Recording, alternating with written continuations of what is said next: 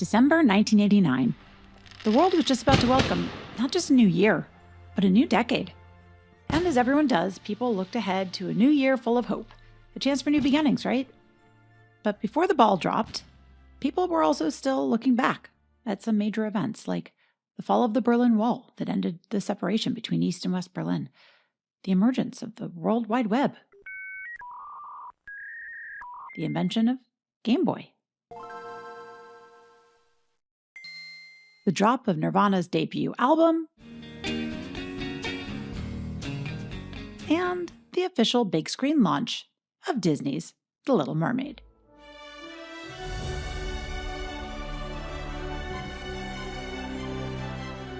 But on a more intimate and personal scale, in a small community in Mansfield, Ohio, the world, as 11-year-old Collier Landry knew it, would never be the same again.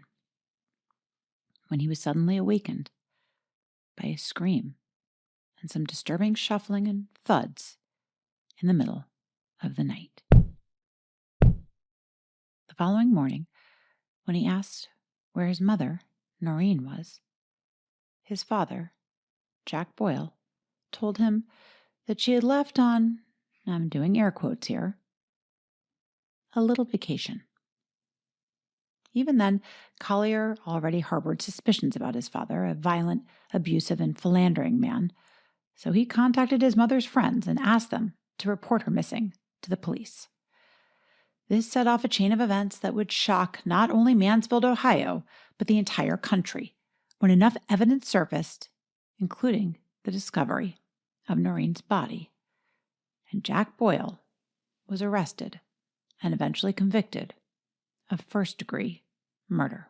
Dr. John Boyle is accused of killing his wife Noreen and burying her body in the basement of his new home in Erie, Pennsylvania. The 12-year-old son finally took the stand. As I heard a scream, I heard a thud. After over 2 decades of confronting the tragic loss of his mother, the torturous knowledge that his father was responsible for such an unforgivable act, Collier had reached a point in his healing that he was finally able to tell his side of the story in the true crime podcast, Finding Mom's Killer, which is part of the Binge Network.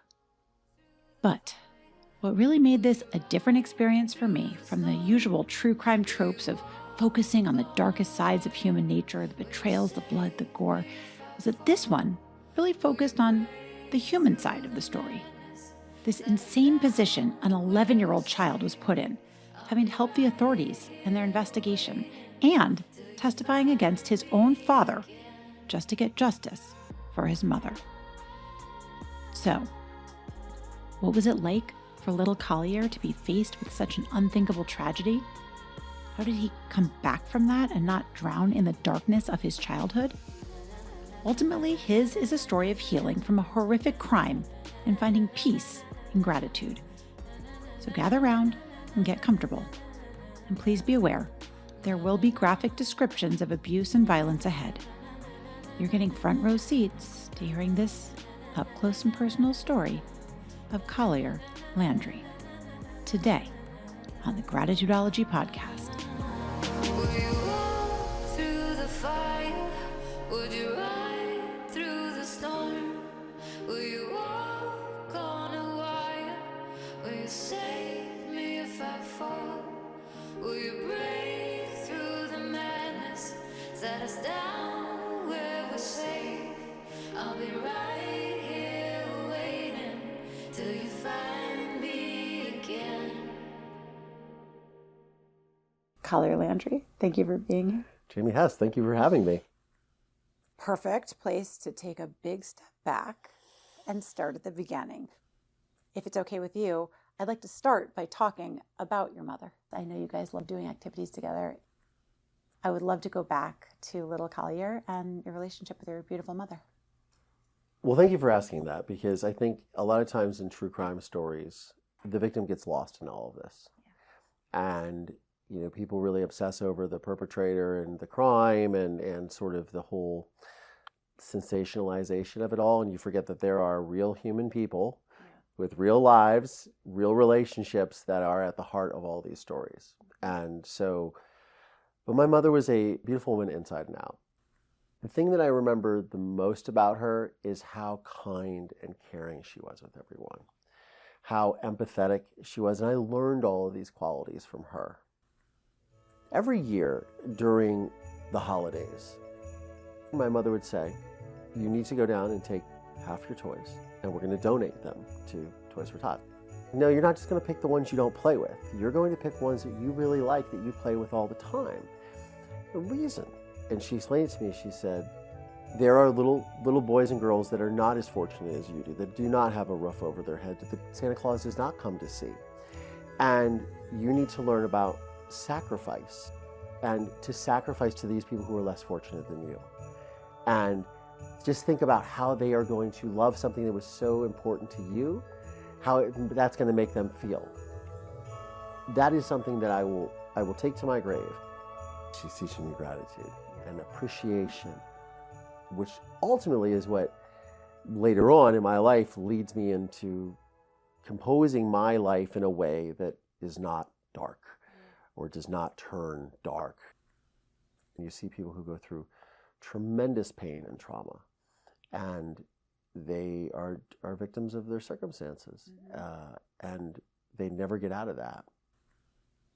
So I really resonated with the beginning of your story, and I cherish the beautiful memories that you have of your mother and the relationship between a son and his mother. And it matters, and it mattered then, and it matters now. So I really want to start there and continue on as far as you want to go. This thirst for knowledge, this curiosity, those were things that my mother taught me. And we don't know all the answers. And I just remember, my mother, who grew up poor in suburban Philadelphia, would take me to the art museums, take me to natural history museums, because my mother wanted me to have such a well-rounded and be such a well-rounded person. You're having this life with your mom, and she's a large presence in your life from what I've heard and read. And then there's your father in the home, and that was a different story, correct? Yes. I was born in Philadelphia, then raised about the first 4.5 years of my life in Virginia. My father was a doctor on a naval base there. I was raised in Dahlgren. I kind of grew up thinking that my father was a naval aviator, and he would tell stories about flying with the Blue Angels, and he was a fighter pilot, all this stuff, which is obviously not true. That's a crazy lie. How did you find that out, and what do you think compelled him to tell those lies? All of this came unraveled later on in my life, obviously after the trial and all those things. But yeah, I remember I used to tell kids I would go to school with that my father was a fighter pilot. He was a doctor, but he was also a fighter pilot in the Navy and flew F-14s and all this. And it was just all like bullshit.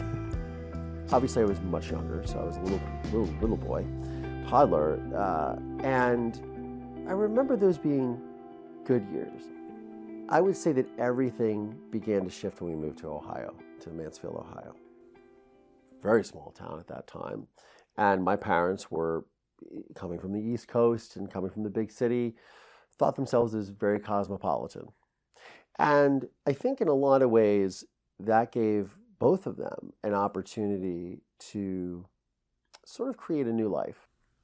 The life that they wanted to say they came from. So my mother, had come from a wealthy family, and my father had come from a wealthy family. When this was not true, And then my father, with his imaginary naval accolades and things like that, I remember my father had these photographs on his wall in his office of him in a naval commander's uniform, with just more medals than the Joint Chiefs of Staff. And again, I didn't know, so I'm telling my friends at school, like, oh, my dad, he's a lieutenant commander in the Navy, and he was a doctor, and I was very proud of that. But then there was also the home life, which when we moved to Mansfield, things started to be drastically different. My father became very abusive, very controlling in my life with my mother, we were always walking on eggshells.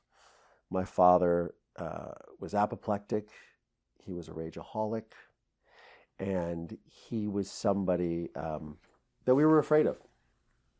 So I remember we would go skiing, my father and I. My mother would sometimes come with us in upstate New York, a place called Peak and Peak. And there was a ski instructor there, and his name was Papa Mike. And Papa Mike had given me a Penn State hat that he had always wore. So I came home with the hat with my dad. And one day I started saying Penn State, Penn State. And both my parents went to the University of Pennsylvania. And my father says to me, we don't say Penn State in this house. And I was like, of course you're a little kid, 7 years old or whatever. And he just launches into a tirade, into a rage, running around the house, screaming at me, screaming at my mother. He's throwing things. He starts breaking windows. How dare you? I'm going to kill you. And he makes my mother get on her knees in the kitchen and beg for my life so he doesn't kill me. In jest as a little kid saying Penn State. I would go on my father's rounds with him, go see patients with him, because I was interested in that. And I would see the side of my father that was very compassionate and very wonderful with these strangers who had all kinds of ailments. I would see the compassion in him. And then I would juxtapose that with how he was with my mother and I. That's when I started to realize the duplicity of who he was and why that was. Towards the very end, my mother wanted to adopt a young child from Taiwan because she obviously couldn't conceive anymore, but she wanted me to have a sibling. February of 1989, and I was going to go to Taiwan with her, but I couldn't because I was asthmatic as a child, and I got really sick with bronchitis the day we were supposed to leave. So I had to stay back with my father, who obviously had all kinds of grand plans to go out and, paint the town red. That was a course of about 2 weeks where it was just nonstop abuse. And I had talked about it at the trial, and I was a chubby little kid because I was always on steroids for my asthma. And he would call me things like, you're a stupid little fat boy, and he would make me repeat that back. Hurtful, hateful stuff. And then the physical abuse and running around, smacking, throwing things at me, and then would stop, and then he would be remorseful. But I met this woman named Sherry Campbell, who my father had told me was a patient. My father takes me to his office to run some errands. My mom's at home, and he stops by the suntan place, because this is the late 80s, and everybody's doing the suntan parlor. Out comes Sherry. And with 2 radio-controlled cars, and she was already aces in my book, right? Lets me ride quads, comes with radio-controlled cars, okay. But I noticed on her hand, there's a ring. And it was exactly like one my mother had. Because it was a very unique ring. It was this diamond slide ring with this shaft. And I said to her, oh, my mommy has a ring like that. And she's kind of giggled and looked at my father. And I didn't pay any mind. And I'm driving the radio-controlled cars, and I look up, and I see them making out, which I'd never even seen him do with my mother. He says, don't tell mommy about anything. I want you to tell her that I took you to my office. I gave you the radio-controlled cars as a present for getting good grades this year. And of course, I'm afraid of my father. I've seen what he's capable of over the years. And I agree to lie to my mother. My father was a chronic womanizer. He had gone into private practice because when we moved to Mansfield, he was going to be a president of a hospital. He had so many complaints against him by harassing the staff and fellow nurses and doctors, physicians' assistants. It's like 192 complaints in 16 months. Kind of went into private practice, because he couldn't work anywhere, right? I have a son who's 9 years old, going on 10.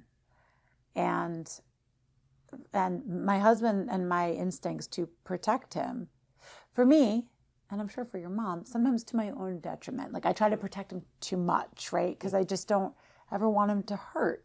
So the fact that a parent could put you in that position, it hurts my heart. And I know it hurts any human's heart, but especially a mother's heart that's listening right now. So I'm so sorry that you went through that.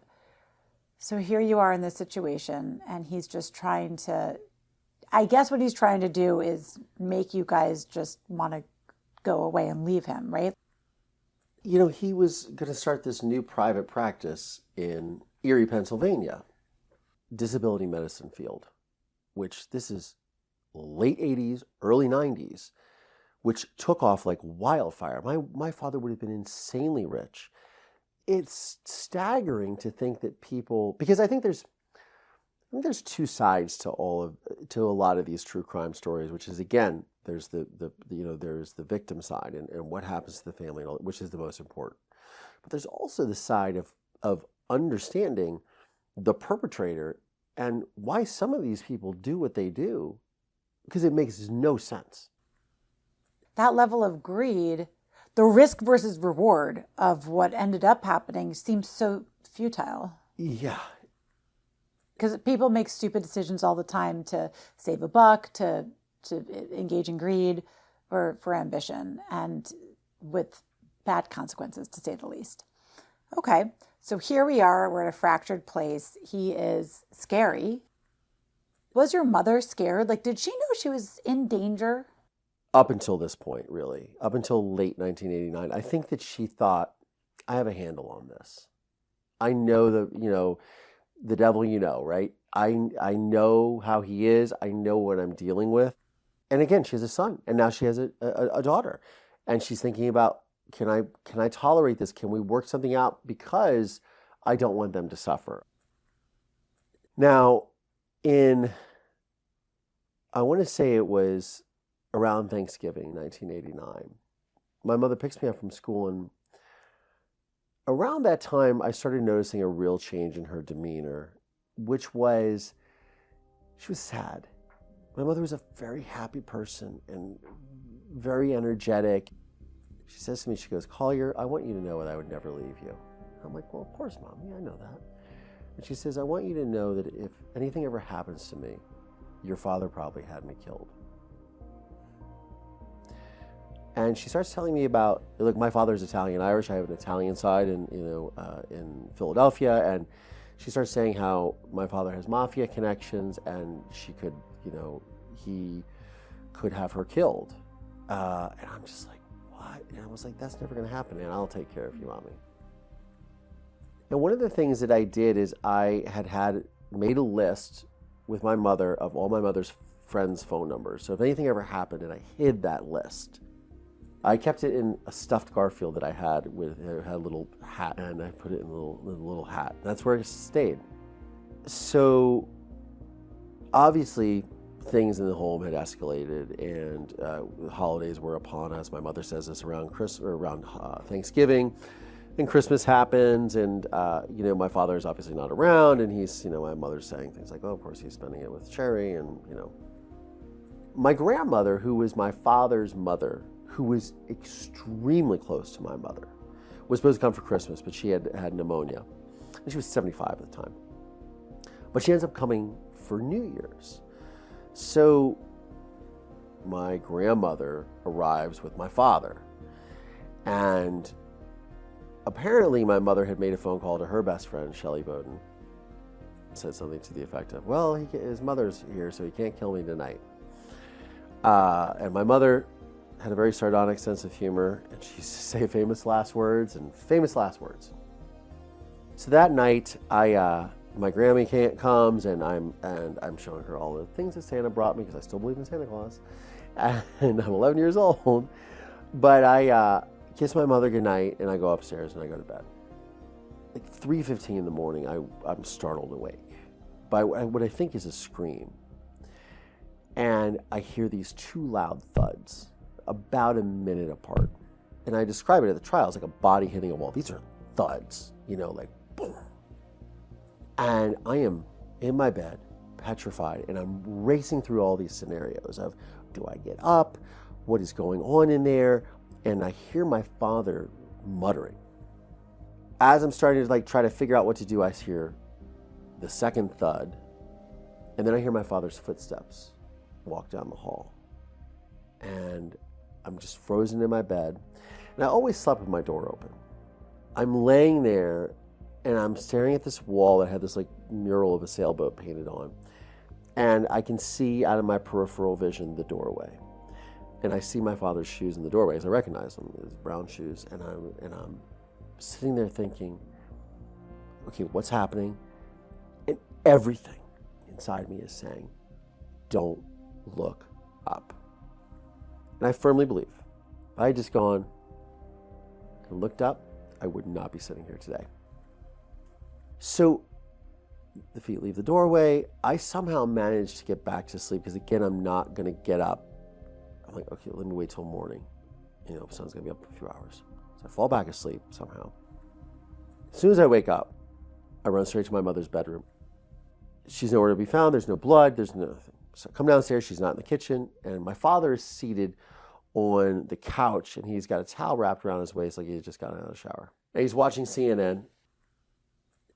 This is a rare glimpse into the mind of someone so cold-blooded that he could possibly be sitting there, simply watching TV. Perhaps he had spent so much time picturing this scenario that he wasn't even panicked.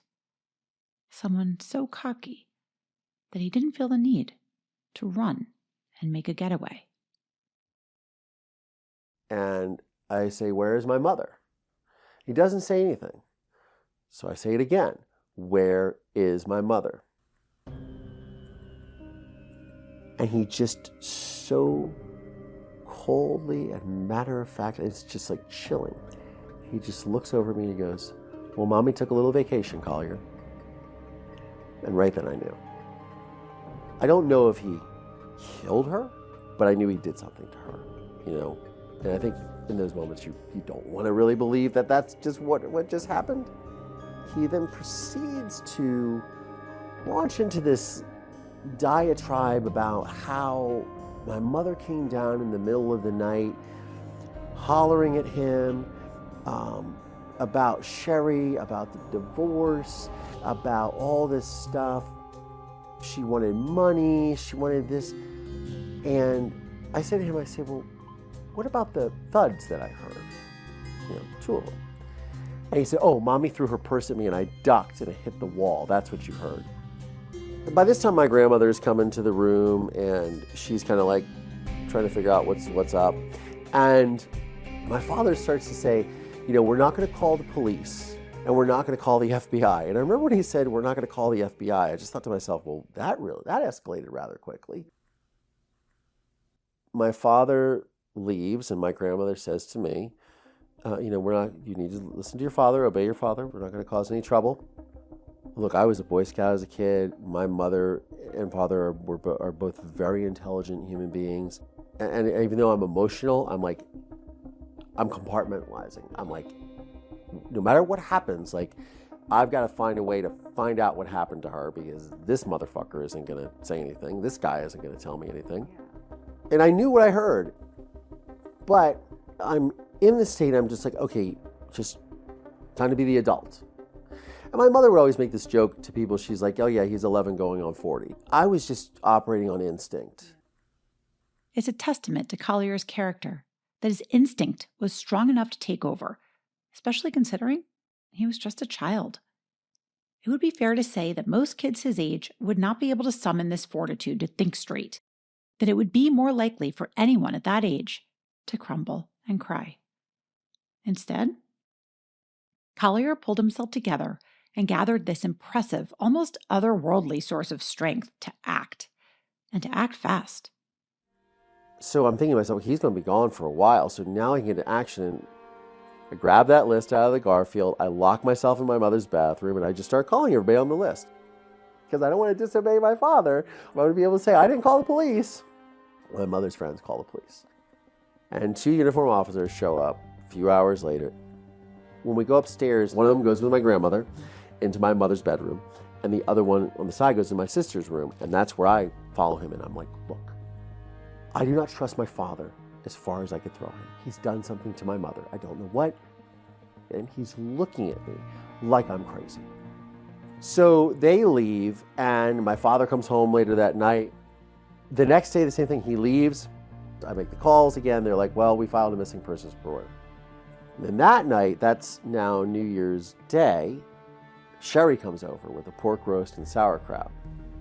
She's pregnant, but I wasn't thinking, I didn't even realize she was pregnant. But I'm just like, what is this woman, who I believe is the reason why my parents are getting a divorce? Why is she in our house, you know? And where is my mother?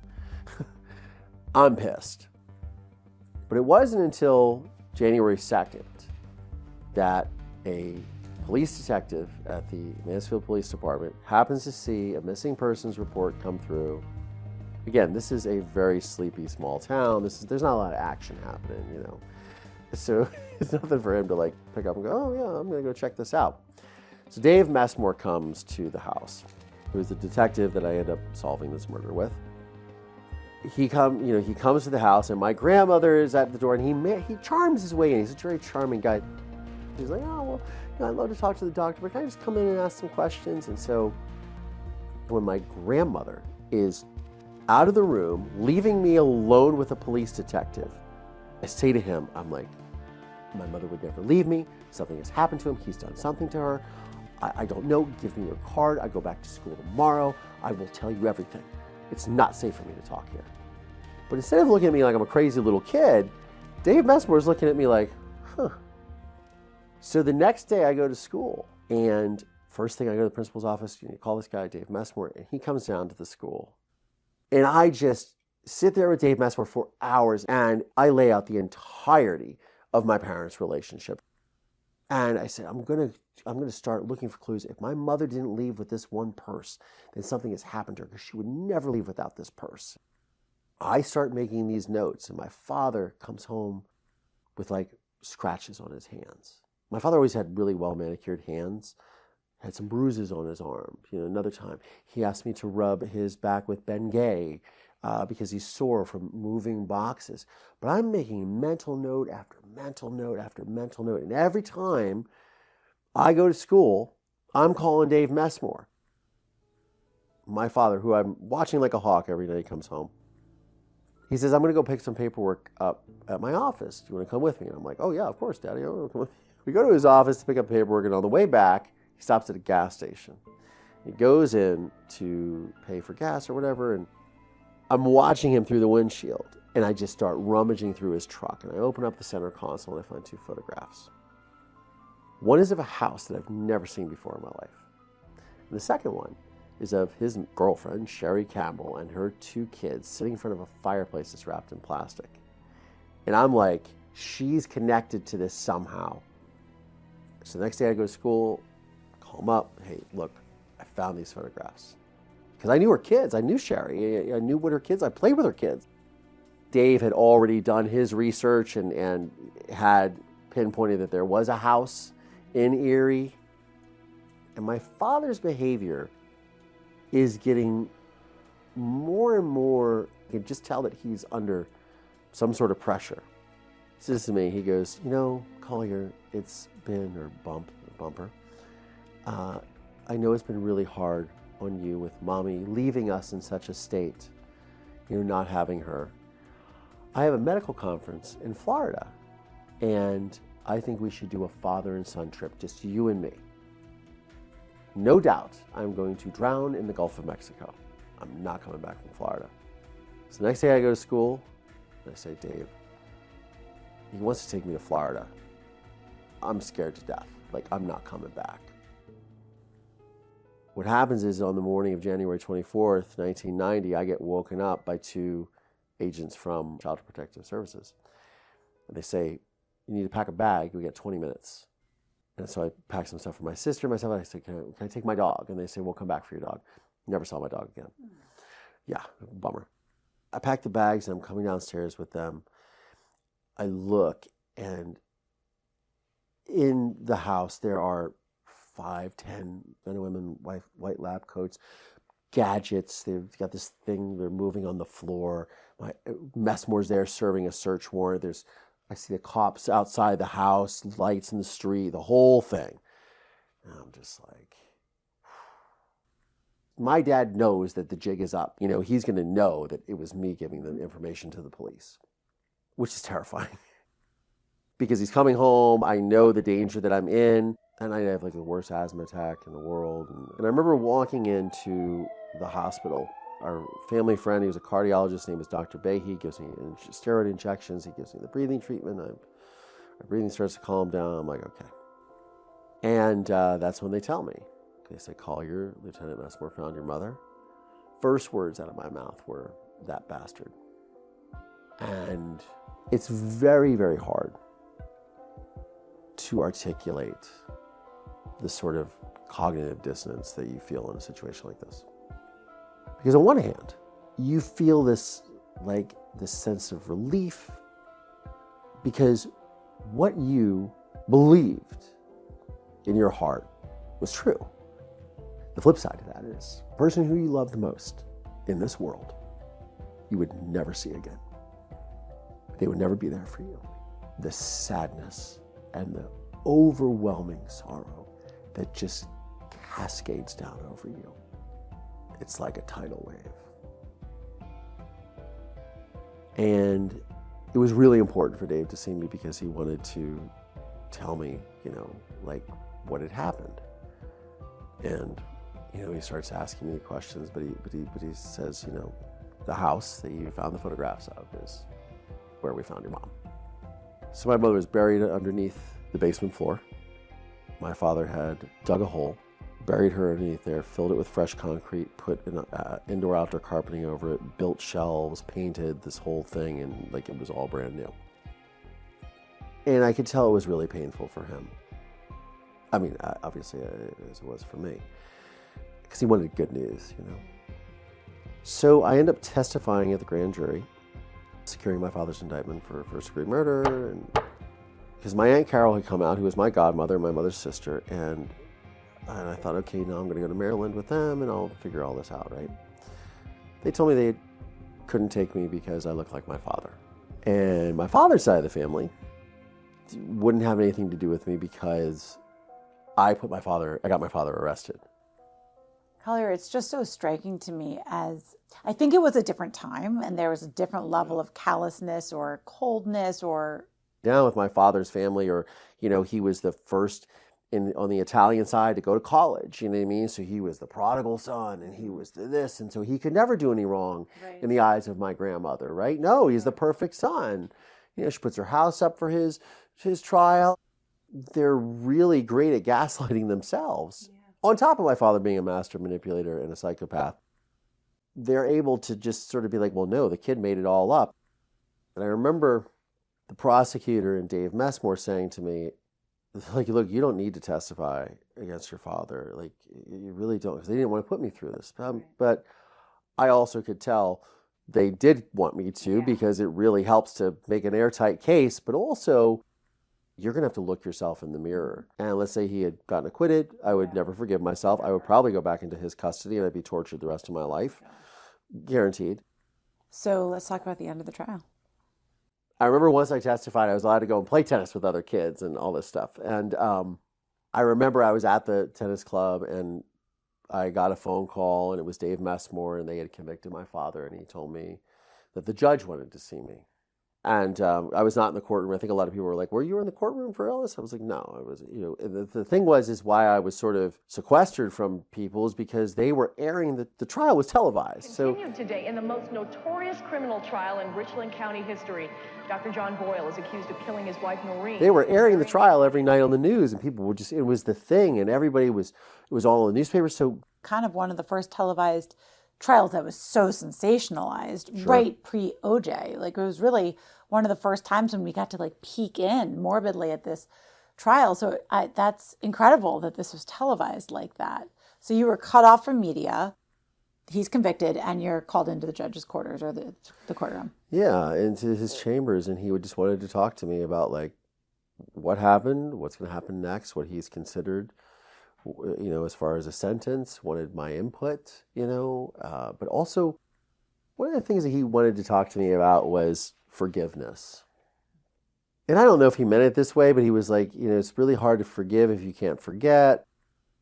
He wasn't encouraging me to forgive, but what he was presenting to me is that you will at one point in your life or another be at a crossroads, and that forgiveness is not about condoning or accepting a version or accepting what they did or normalizing it or saying, oh, okay, well, it's fine, okay, it's fine, whatever.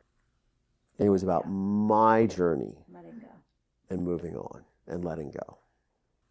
And I'm so grateful for that conversation because that planted a seed in me. Because To me, all these little things were planted that would help me to sort of, and look, I'm a very complicated individual. You can ask anyone who's ever dated me. But I think at the end of the day, I'm a pretty grounded human. Like, I was finally adopted when I was 13 by a family. I wanted to be adopted by Dave Messmore and his family. But the child's court had said, well, you don't really think I'm going to put you with the guy who put away your dad, do you? He had been such an advocate and a mentor for me. And it was like, I finally, like, wow, I had a male role model in my life. And he was willing to do it and wanted to do it and still talks about it to this day. I really wish we had gotten you. I really wish, I was, quote, famous because I stayed in the same town that all this happened. I didn't move anywhere because, again, relatives didn't want to take me, so I wasn't going to, like, stuck in Ohio. So everyone knew me, and it was, you walk into a restaurant or you walk into the Walmart or you walk into school, people were whispering, and they're probably whispering about you, but even if they aren't, you pretty much are sure they probably were, and you have to live under this microscope, and then you have, you get stuffed in lockers, you get beat up because your dad's a murderer, you get this and that. I didn't, a lot of people say, oh, you must have hated your father. I mean, yeah, he was not my favorite person. I'd written him a letter when I think I was 13, and I asked him, I laid it all out for him. I was like, why can't you just admit you murdered my mother? Like, our family needs to move on. We need to heal from this. All of these people have been affected. The consequences of your actions have wide-ranging effects to so many people, the community. I received the letter back from my father, and he wrote, "Return to sender." This has nothing to do with him. It's my journey now. He's where he needs to be. I did hear the story of not just forgiveness, but inviting him back into your life potentially, and I was really intrigued by that. So I go through this sort of forgiveness phase. I remember my mother had come to me in a dream and said, Collier, like, try to have a relationship with your father. He's all you have left, of your family, and etc. And so I had a relationship with my father for years. I would go to prison, I would see him, and we had a very surface relationship. I never asked him the hard questions. I never talked about any of what happened. He would talk about it, I'm framed or this. He would make little comments of like, oh, the police did this. And then I'm like, I don't want to talk about that. Like, and really the sort of tipping point with all of that was when he was first up for parole in 2010. I went to him and, coming into an age where I was sort of trying to rationalize and try to figure out like, okay, I'm now a man, not a little boy anymore. Part of that journey is that I wanted to become a filmmaker and I wanted to do something with the story. So I had actually vouched for his parole to the parole board. I had long conversations with the prosecutor, with Dave Messmore. Everybody was like, yeah, we're not letting him get out. And I was like, okay, but I need to curry favor with my father. He admitted to me for the first time that he was responsible for my mother's death. Full disclosure. I knew there was absolutely no way he wasn't getting out. And it took me a very long time to learn like what he was doing and to even realize it. And even sometimes I don't. Now I'm pretty good at recognizing it because I had a lot of time away from him to sort of process it. And, again, when I was processing it in the film, you were kind of watching it in real time. And then later in my podcast and interviews, it's like I've gotten much better at it. But everything with my father is very transactional, right? So he says something to get what he. It's all about him. It's just nothing to do with me. Which is hard in a way because I do want my father to love me or to feel love towards me or appreciate me. So finally, he admitted to you. But he didn't say I killed her. He said I'm responsible for her death. That's what he said verbatim. On a phone call? No, in person. When I met him in the prison, this is when he wanted me to advocate for his parole, and I was like, okay. That was also a moment of his first ever admitting any sort of guilt. I mean, so vague and just like, and not describing what those actions were. So they gave him another 10 years. I moved to LA because I wanted to go to a place where nobody knew me. I'm going to do something with this story, and I need to be around creative people. And I remember I watched a film when I was in college called American History X. I was like, but whoever made that film understands that and understands the consequences of violence, and I want them to help me make my project. Flash forward, 8 years later, my girlfriend gets this message on MySpace. This guy is a movie producer, he's a photographer. Long story short, he was the producer of American History X. he and I became friends, and I told him I was interested in the film business, and so he just started. I was already sort of working for free on film sets to try to learn everything I could, and I would be on union sets. I was like, what you want to do is I have this idea for a docuseries about the consequences of violence in America, and he's like, I know somebody who'd be interested in this. She's won 2 Oscars for documentaries, and her name is Barbara Koppel. That's how the whole thing started building up, and I ended up making a film called A Murder in Mansfield. And the whole reason why I'm doing all of this is because I want to sit down with my father with a camera rolling and ask him, why did you murder my mother? Because none of it makes any sense. Will you be okay if that never happens? If you sat down with him and he just completely continued to bullshit you? And he did. I can't imagine a person like this ever being honest. No. So what happened? I sit down with him. Comes in the room, he's very jovial. And then he sits down, and I say everything. One of the things I've always wanted to understand is about the consequences of violence, and ever since you murdered my mother. And it's the first time I ever say this to him in person, ever. And his whole demeanor changes.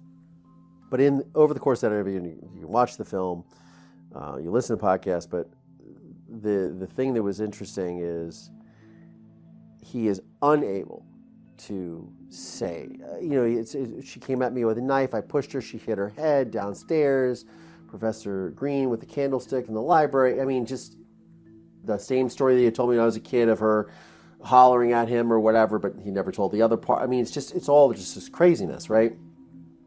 And I say to him, I said, I believe that you believe that. And there's my answer. I get up, I hug him, I give him a kiss, I say, I love you, Pop. And he walks out of the room, and I remember I started shaking, and I was just like, can somebody just tell me that same blood that courses that man's veins does not course mine? That was the last time I had seen him, and that was 7 years ago. But then I make this podcast, Finding Mom's Killer, and one of the things that I have to do is they're like, look, we want to talk to your dad. Can you talk to him and sort of talk about the parole and this? And I'm like, for art and entertainment's sake, I guess so. But it's just the same shit. And I actually was so reticent about doing it. I didn't really want to do it. I'd already made my peace. I communicated with him a little bit during COVID because his prison got taken over by the National Guard because everybody got COVID.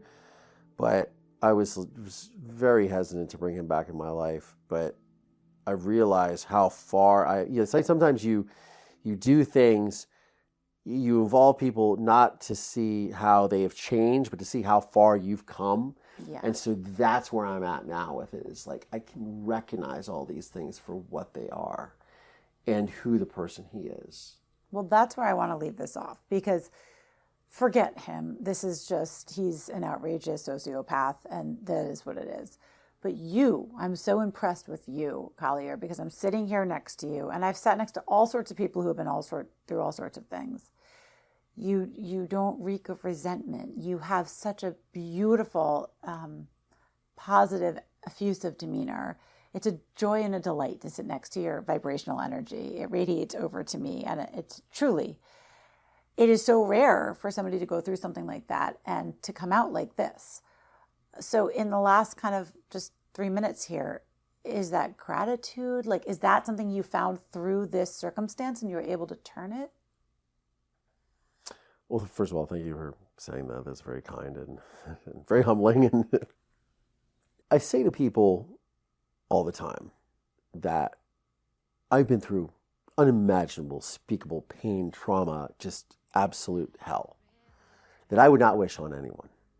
But I am grateful for what I went through because it has made me the person that I am. And I am most certainly my mother's son. But I genuinely like the person who I am. In my opinion, there is no better way to honor my mother than just that. That's literally the whole point.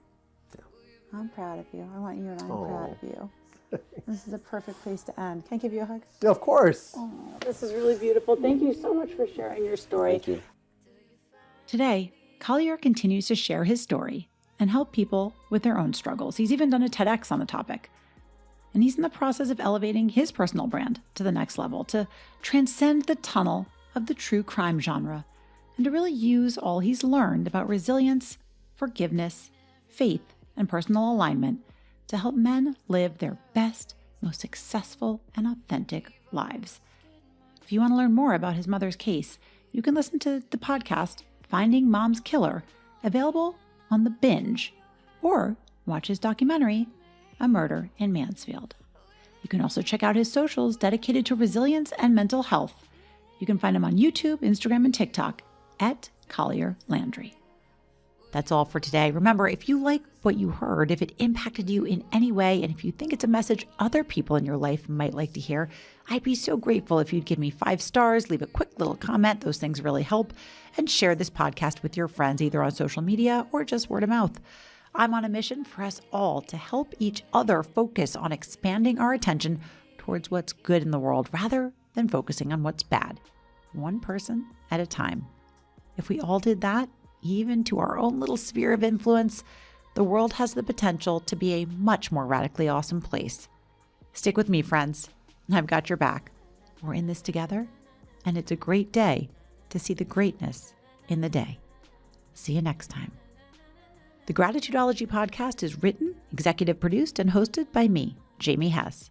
Sound design and studio production by Gotham Production Studios. Our theme song is Maze by Hills, sung by Nadia Ali. And don't forget to follow us on Instagram at Gratitudeology. Will you walk through the fire? Would you ride through the storm? Will you walk on a wire? Will you save me if I fall? Will you break through the madness? Set us down where we're safe. I'll be right